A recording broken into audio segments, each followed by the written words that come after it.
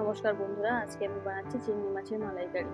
গ্যাসটা জেলে নিয়ে তাতে কড়াইটা বসিয়ে দিলাম এবং গ্যাসের ফ্লেমটা আমি মিডিয়াম রেখেছি। কড়াইয়ে তেলটা দিয়ে দিলাম, তেলটাকে একটু গরম হতে দেবো।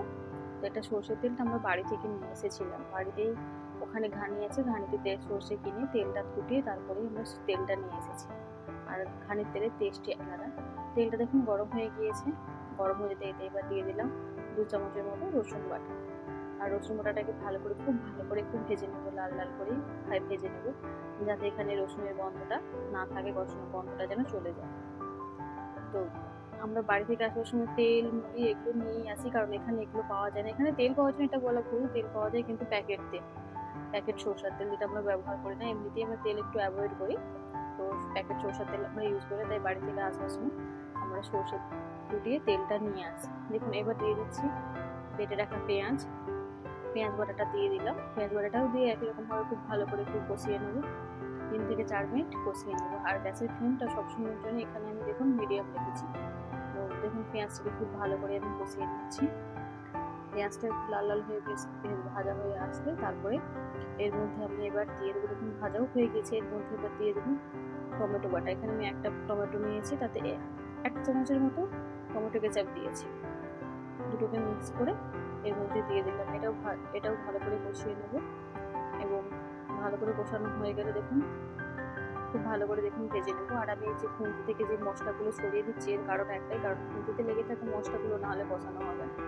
তো ভালো করে এবার টমেটো, পেঁয়াজ, আদা আর রসুনটা ভালো করে ভেজে নেবো। এটাতে আমাদের আদা লাগছে না, তাই আদাও আমি এটাতে দিচ্ছি না।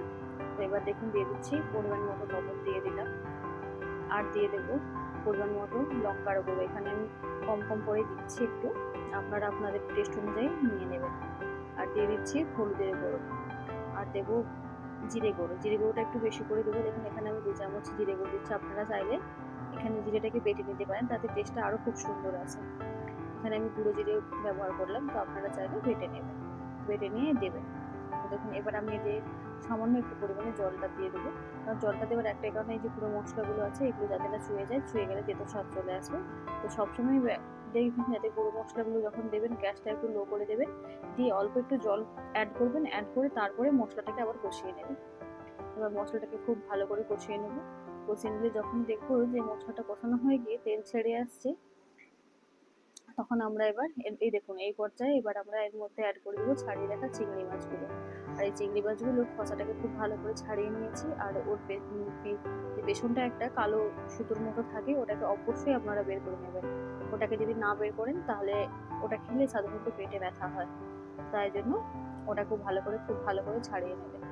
আর এখানে দেখুন কিছু কিছু চিংড়ি মাছের আমার এখানে মাথা নেই, কারণ এখানে চিংড়ি মাছ যেখান থেকে নেওয়া হয় সেখানে যদি বাঁচতে বলা হয় তো তারা মাথাটা বাদ দিয়ে দেয়। তো দেখুন খুব ভালো করে কষিয়ে নেবো।